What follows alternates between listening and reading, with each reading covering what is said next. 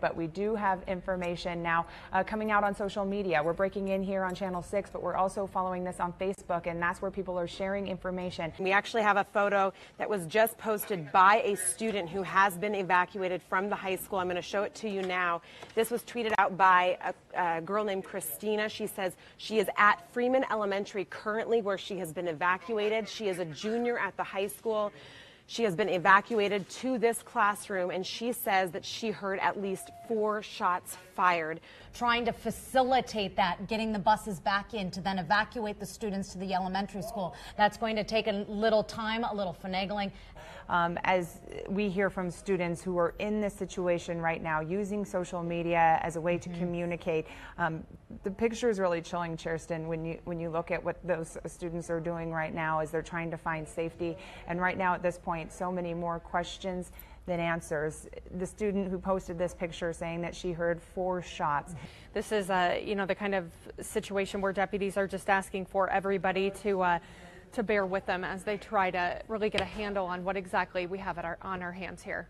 These deputies of these first responders who are there on the scene are parents themselves. So you can only imagine how horrific the situation really can be when you are a mom, when you are a dad.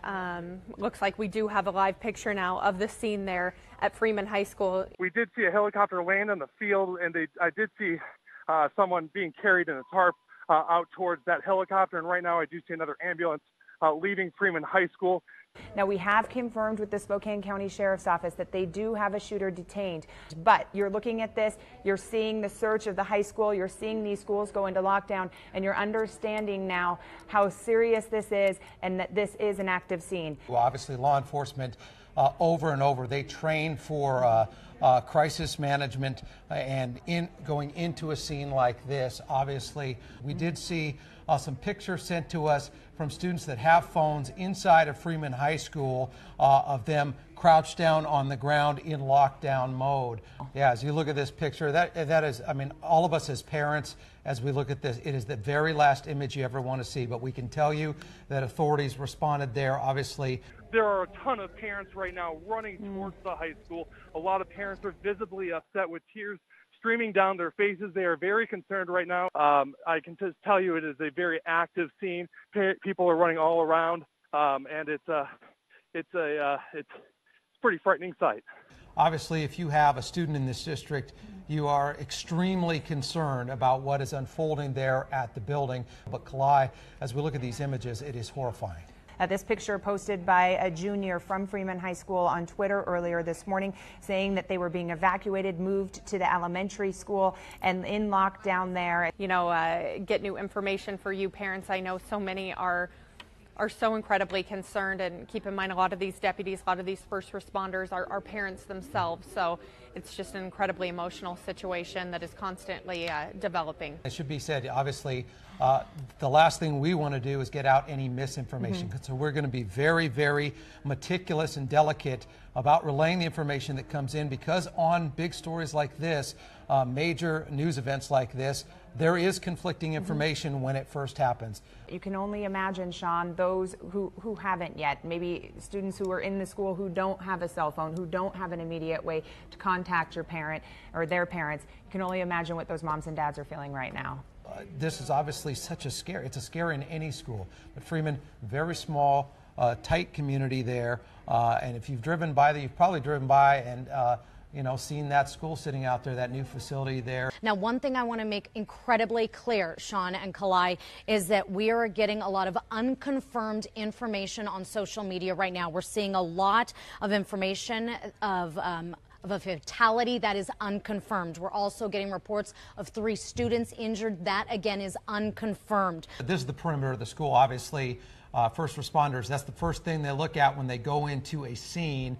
That's when we will relay it to you. Obviously, we want to be very careful to make sure we get the most accurate information out to you on the injuries involved here. But once again, shots fired at Freeman High School. We've had images sent to us from students who were inside those classrooms as that school was put on lockdown.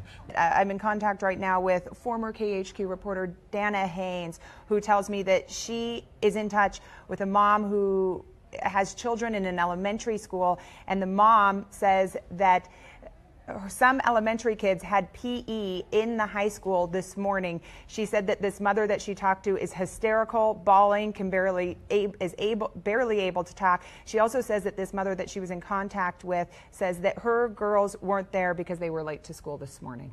We have not gotten a update yet from law enforcement. As you could probably think, that they're very busy right now on the scene. Law enforcement officials are still actually arriving on scene right now.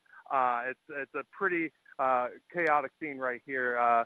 Well, hello, we just arrived here on scene at Valley Hospital right off of Pines. As of right now, we haven't seen anything or anyone come in. There haven't been any ambulances. We've been here for probably about 6 minutes total. I can tell you, though, we did see security start circling the parking lot here. So I would imagine there's some kind of communication going.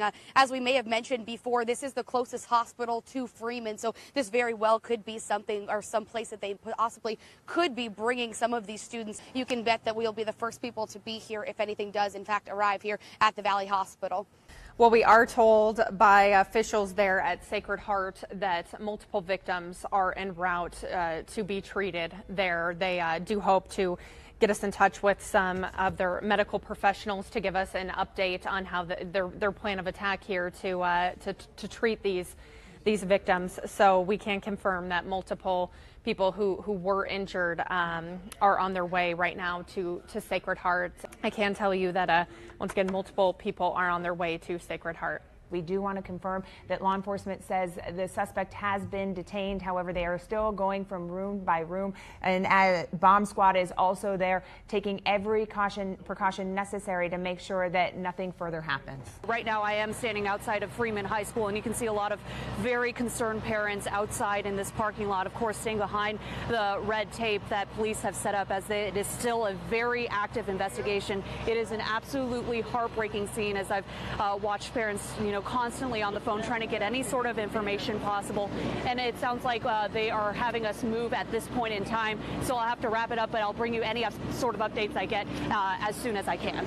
Shots fired at Freeman High School. It obviously quickly went into lockdown. Teachers and administrators, they trained for this. Unfortunately, they had to go into that training plan today and put that school in lockdown. Just coming into the newsroom now, we are getting a number on exactly how many victims there are, and we're getting a number that looks like 6 victims now being sent to Sacred Heart Medical School. You're looking at updated Twitter postings from Spokane Public Schools, obviously, and we can tell you that there are 6 victims transported to Sacred Heart Hospital. We are going to listen in, obviously. Injuries? No, in fact, most of the patients aren't even on site yet. So, do you know how many are on site right now? I've only heard that 2 have arrived, so... You're expecting 6 total or 6 more? We don't even know that for sure. We're kind of at the mercy of you. You provide most of that information to us, so... And you've been listening to medical personnel at Sacred Heart said they are expecting 6 victims to arrive there anytime. The drive time, if it's by ambulance between Freeman and Sacred Heart, roughly about 25 minutes. So that'll give you an idea. Their arrival there should be any minute. Because we know that so many parents at this point don't know where their children are. I can tell you, confirming about 4 minutes ago, 6 victims being transported to Sacred Heart Hospital. The threat has been contained by authorities. That's what it comes down to, being able to see your son or your daughter in person. What a scary situation. It's a call you never want to receive as a parent. Unfortunately, it's reality at Freeman High School today. And as you can see from the pictures and the parents who are standing there crying, desperate to talk to their children, so many of them have not had that contact yet. So many of them are desperate to hear from their kids saying that they are okay. But at this point, we know that at least 6 people aren't. 6 people headed en route right now to Sacred Heart Hospital. We do have people standing on the roof right now with their long guns drawn. Parents are right now being asked to meet at the Freeman Market, which is right next to the Freeman High School. Parents were originally gathering in the parking lot closest to the Freeman Mart, but they're now being asked by law enforcement to go and meet at the Freeman Market right next to the high school. And as you can just expect, it's just a pretty chaotic scene right now here at Freeman. And they are going to get some information from law enforcement, obviously, at the location and school officials. It's a process here to kind of get this information in place. They're going to have staging area for the parents. Obviously, they want to get the students out of the classroom. There's the Freeman store that you see here. Yeah, we want to go ahead and talk to Tina, who has called into the news station. We've been in touch with Tina. And Tina, first of all, thank you so much for talking to us. Tell us about who you have at Freeman High School and what you know. My son is there. He's a junior, and I don't know a whole lot. He called when it first happened, just to let us know that he was safe and locked in a classroom. At that point, he said it was a sophomore that had done the shooting. Didn't know if there was one or two. He said that there was. I think he said that there was like three at that point. Only three victims, but now obviously that we find out there's more. I wasn't able to get down to the school, so that's all I know. I don't know a whole lot except for the fact that out here we're a really close-knit community, so we know pretty much everybody, and it's scary. And obviously that's the last call any parent wants to receive. Yeah, exactly. I've been keeping in touch with him via text, and usually they will send out like an overall text or email letting us know when it is actually okay to actually pick up our kids. As of right now, they are not releasing the kids as far as I know. I haven't heard anything from my son. My husband's down in that area kind of waiting to hear when he can go and get him released and everything. Well, Tina, I have to imagine, you get that information from your son, you hear that he's okay, but what runs through your mind at that point? Terror. I mean, you don't think that would happen out here, We're so far out from the city that you wouldn't think that it would happen. And to hear something like this is terrifying, and not knowing what's going on, not being able to be there. Once I got the text and the call from him, I felt a little better, but still, we don't know who's been injured. We don't know if they're friends of ours. I mean, we don't know. And I think that's what's the scariest part, is not knowing.